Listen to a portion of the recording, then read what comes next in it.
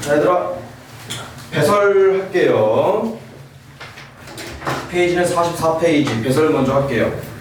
자, 배설이라는 것은 뭐냐면, 저는 배설이라는 것부터 좀 알고 가자. 자, 배설이라는 것은 콩팥에서 오줌을 만들어 노폐물을 몸 밖으로 내보내는 거야. 오케이? 결국 가장 중요한 것은 콩팥이라는 친구랑, 그리고 콩팥에서 무엇을 만든다? 오줌을 만든다. 이거 머릿속에 넣은 다음에 넘어가도록 하겠습니다. 제일 먼저 저 오줌이라는 곳에는 어떠한 노폐물들이 있는지, 그리고 어떠한 노폐물들이 뭐에 의해서 생성이 되는지 먼저 공부를 한번 해보도록 할게요. 자, 그래서 제일 먼저 우리가 배울 것은 노폐물 먼저 배울 것이고, 오케이? 자, 우리 몸에서 생성되는 노폐물은 크게 세 가지야. 첫 번째는 이산화탄소가 생성이 됩니다. 자, 이산화탄소는 뭐에 의해서 생성이 되게 되는 것이냐? 탄단지, 즉 필수 영양소 세 가지를 전부 다 사용하게 되면은 이산화탄소가 생성이 됩니다. 아시겠죠? 필수 영양소 지. 탄단지가 분해되고 소모되는 거 사용하는 게 되면은 이산화탄소가 생성이 되게 되는 거고, 저 이산화탄소는 우리가 들숨과 날숨을 우리가 조금 전에 배웠죠? 즉 날숨으로 내보내게 됩니다. 오케이? 자, 그 다음 생성되는 것은 물이에요. 근데 우리 사람은 물이 굉장히 중요하게 돼요. 왜냐하면 우리 사람을 구성하는 것 중에 한 70% 이상이 물로 구성이 되어 있잖아. 그러면은 왜 물 노폐물이라고 하나요? 우리 몸에서 재사용할 수 없는 물들을 여기서는 노폐물이라고 이야기하는 것이고요. 이 물은 또 어디에서 생성이 되게 되느냐? 위에서 방금 얘기했던 것처럼 필수 영양소 세 가지를 분해하게 되면 또다시 나오게 됩니다. 지를 분해하게 되면은 물이 생성이 돼. 우리 몸에서 사용할 수 없는 물이 생성이 되는 것이고, 이 물은 우리가 앞으로 배우게 될 오줌으로 내보내게 되는 것이고, 가장 중요한 게 하나 등장해. 우리가 숨을 쉬게 이렇게 말을 못하지 모르겠더라. 숨을 쉬게 됨으로 인해서도 수분이 몸 밖으로 빠져나가게 됩니다. 즉, 이 물이라는 친구는 오줌과 더불어서 날숨으로도 내버릴 수 있다는 것을 우리는 반드시 알아두어야 됩니다. 됐죠? 이거 시험 문제 꼭 한 번씩 나오니까 알아두셨으면 좋겠고, 제일 마지막으로 어떠한 노폐물이 등장이 되느냐? 암모니아라는 노폐물이 생성이 돼요.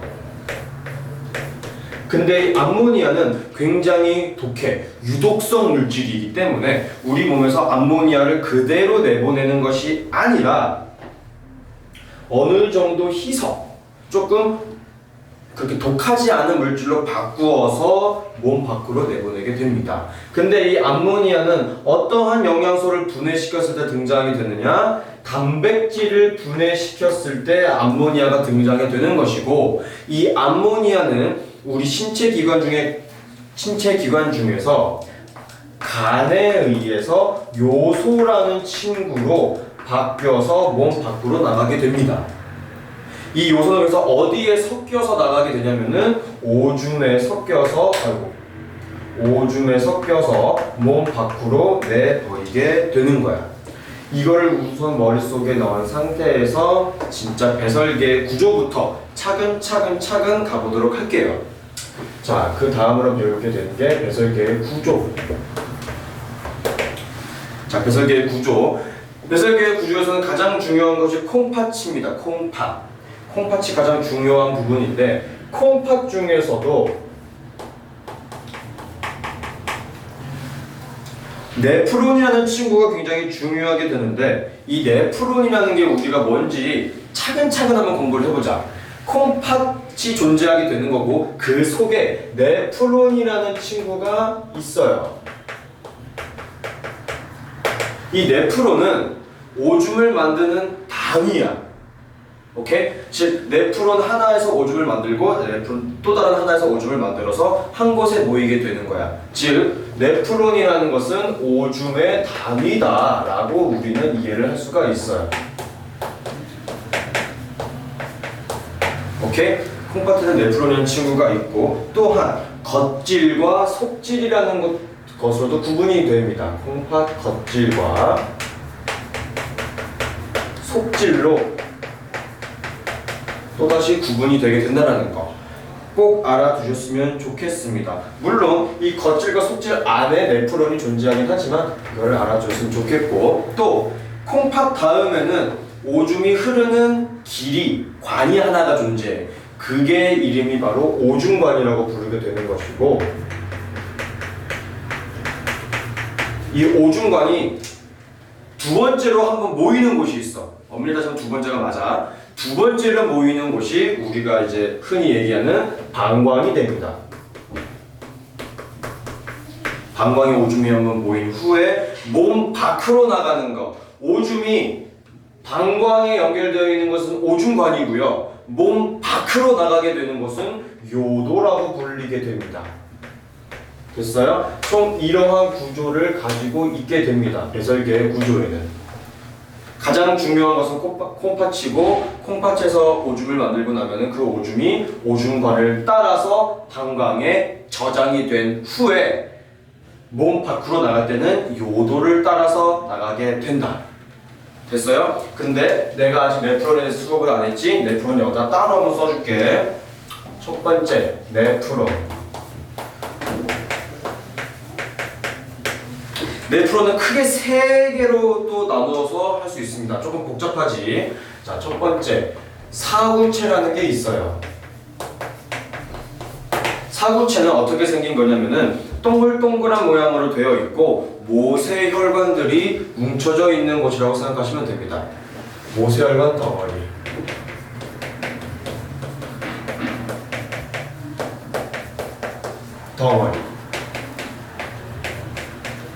그리고 이 사구체를 감싸고 있는 게 바로 보먼 주머니라고 하는 거예요. 말 그대로 주머니가 뭐야? 우리 이 주머니 있잖아. 그치? 감싸고 있는 주머니를 우리가 보먼 주머니라고 합니다.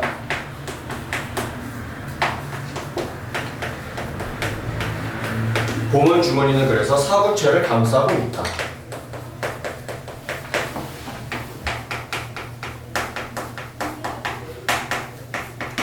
즉, 네프론은 오줌을 만드는 단위라고 이야기를 했어요.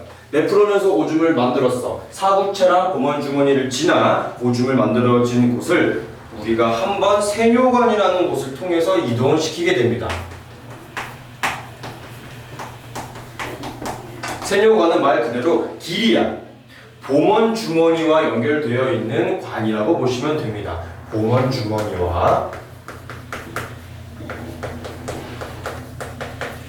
주머니와 연결. 이렇게 네프론은 세 구조로 이루어져 있어요. 자, 여기서 내가 아까 방광을 2차 저장소라고 했는데 그 이유가 무엇이냐면은 여기에 콩팥 깔때기가 등장하기 때문이에요. 왜 안 나오지? 있구나. 콩팥 깔때기라는 곳에 한 번 더 모이게 된 후에 거기가 1차 저장소고 그래서 방광을 2차 저장소라고 하는 겁니다. 오케이? 콩팥에는 그래서 콩팥 깔때기도 있다. 콩팥 깔때기 이러한 구조로 이루어져 있습니다. 됐나요? 자, 그 다음 콩팥 동맥과 콩팥 정맥이 나올 거야. 이거 차근차근 한번 해볼게. 여기 한번 지우고. 얘들아, 우리 혈관 배웠을 때 동맥과 정맥 한번 배웠었어. 그치? 여기서도 그래서 콩팥 동맥과 콩팥 정맥이 나오게 됩니다. 이건 좀 중요하니까 꼭꼭꼭 별표를 쳐주시던가 알아주세요. 첫 번째, 콩팥 동맥.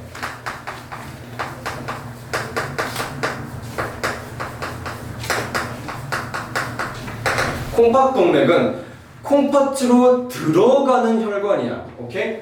들어가는 혈관. 어디로? 콩팥으로 들어가는 혈관. 즉 아직 노폐물을 다 버리지 못했어. 어디에는? 동맥에는. 그렇기 때문에 콩팥 동맥에는 무엇이 많다라고 우리가 얘기할 수 있습니까? 노폐물이 많다라고 이야기할 수 있겠지. 그치? 그래서 콩팥 동맥에는 노폐물이 많다. 그 다음 나오는 것이 콩팥 정맥이에요. 콩팥 정맥.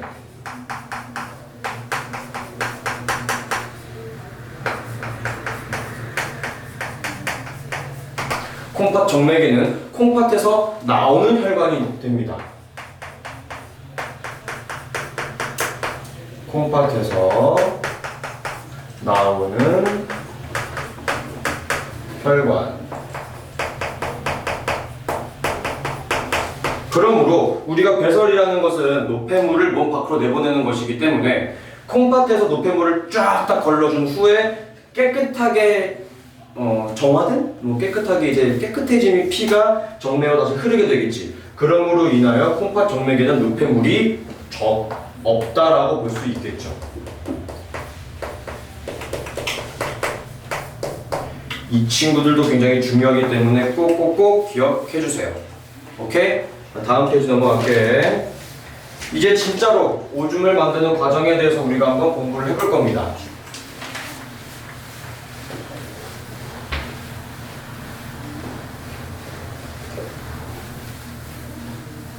오줌을 만드는 과정. 네 번째, 오줌 생성 과정. 자, 오줌 생성 과정은 크게 세 부분으로 나눠서 우리가 수업할 수 있어요. 여과, 제흡수, 분비라는 것을 통해서 가겠습니다. 첫 번째, 여과. 자, 콩팥 아까 했던 동맥에서 피를 쭉 줘요. 어디로? 콩팥으로. 그러면은 콩팥으로 피가 들어오게 되면서 어디에 모이게 되느냐? 네프론으로 갑니다. 오줌을 만드는 단위인 네프론으로 가게 돼서 네프론의 가장 깊숙한 곳으로 들어가게 되면은 사구체로 가게 돼요. 사구체는 내가 아까 얘기했지? 모세 혈관들이 모여있는 하나의 덩어리라고 얘기를 했습니다. 그쵸? 그렇기 때문에 여과에서 모세 혈관들이 피를 주고 거기서 노폐물들을 쫙쫙쫙 흡수하는 것이 여과예요. 즉 사구체에서 보먼 주머니로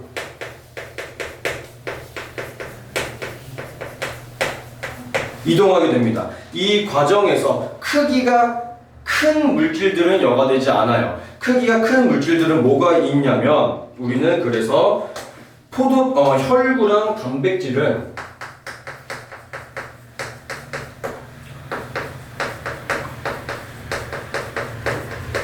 단백질은 여과되지 않는다 라는 거 꼭 하나 알아두세요. 대신 물, 요소, 아미노산, 포도당, 무기염류는 보먼주머니에는 존재한다라는 거 꼭 기억해 주세요.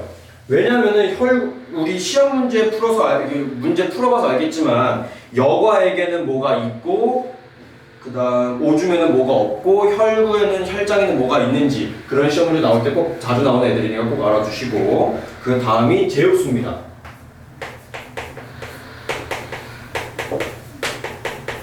아까 얘기했어. 여과가 일어나게 되면은 물, 요소, 포도당, 아미노산, 무기염류 등은 여과가 돼. 근데 포도당이랑 아미노산 같은 경우는 그리고 무기염류 같은 경우는 우리 몸에서 살아가는데 굉장히 필요한 물질들이죠. 근데 이걸 오줌으로 다 버리면은 우리가 사용할 게 없잖아. 그래서 우리가 다시 제흡수를 하게 됩니다. 그래서 제흡수가 일어나는 구간이 세뇨관에서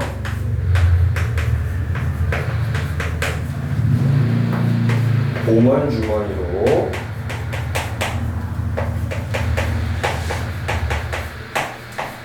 제흡수를 하게 되는데 제흡수를 어떻게 하냐면은 우리가 아까 얘기했던 것처럼 포도당이랑 아미노산 우리 몸에 필수적으로 필요한 영양소들은 전부 제흡수합니다. 포도당, 아미노산은 전부 제육수 하고요.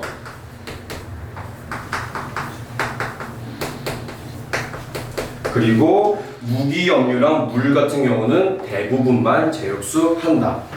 물이랑 무기염료는 대부분만 제육수를 하게 된다. 그 다음에 다시 분비를 하게 됩니다. 분비. 자, 분비는 사구체에 남아있던 미처 여과되지 않고 혈액에 남아있던 노폐물들의 일부, 마지막으로 한 번 더 깔끔하게 한 번 더 하는 것이 바로 분비라고 보시면 됩니다. 그래서 얘는 모세혈관에서 세뇨관으로 이동한다. 모세혈관에서 세뇨관으로 이동하게 된다. 이렇게 총 3부분을 통해서 오줌이 만들어지게 됩니다. 밑에 있는 그림도 굉장히 중요하기 때문에 그림 꼭 알아두시고요. 그래서 제일 마지막에 오줌에는 뭐가 제일 많게 되는 거야. 그래서 결론적으로는 요소가 제일 많다. 결론. 오줌에는 요소와 물이 제일 많게 될 것입니다. 됐어요? 이게 오줌의 생성 과정이고 배설계가 이렇게 하면 끝이 납니다. 그리고 제일 마지막에 배우는 것이 세포 호흡과 기관계야. 얘들아, 이것까지만 하면 끝나. 이것만 보자. 세포 호흡. 아까 내가 호흡 알려주면서 간단하게 얘기했었어. 우리가 알고 있는 호흡에는 크게 2가지가 존재한다. 숨을 쉬는 호흡과 세포들이 살아가면서 영양소를 소모하여 에너지를 내는 것도 호흡이라고 한다. 그 호흡을 우리가 세포호흡이라고 했습니다. 그쵸? 이 세포호흡은 한 가지만 기억하시면 됩니다. 뭐만 기억하면 되느냐? 영양소를 소모해서 무엇을 만들어내느냐? 에너지를 만들어냅니다. 그래서 크기가 커지기도 하고 혹은 죽은 세포가 있다면 새롭게 세포를 생성하기도 하고 그걸 분열이라고 표현을 하게 되는 거지. 여러 가지 생명 활동에 필요한 것을 다 하는 게 바로 세포호흡이에요. 오케이? 자, 그러면은 우리가 이 세포호흡을 갑자기 왜 배웠냐? 결론이 있어. 우리가 지금까지 소화, 순환, 호흡, 배설 4가지의 기관계에 대해서 배웠었죠. 그 기관계들이 결국은 어떻게 되는 것이다. 모든 기관계가 4가지 기관계가 서로 상호작용한다.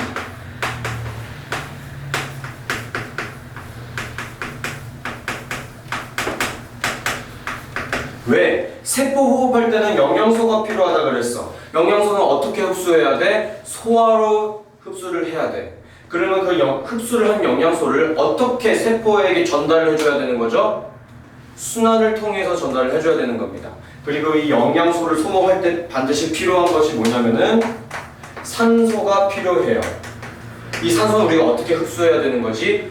호흡을 통하여 흡수를 해야 하는 것이고 에너지를 만드는 과정에서 나오는 노폐물들이 존재해. 그 노폐물들은 우리가 어떻게 몸 밖으로 내보내야 되는 거지? 배설을 통하여 내보내야 되게 되는 거야.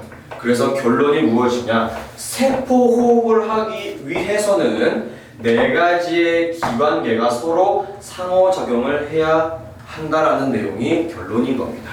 즉, 우리가 세포 호흡을 배우기 위해서 앞에서부터 배웠던 4가지 기관계를 배웠다. 그렇게 인식하면 될 것 같습니다.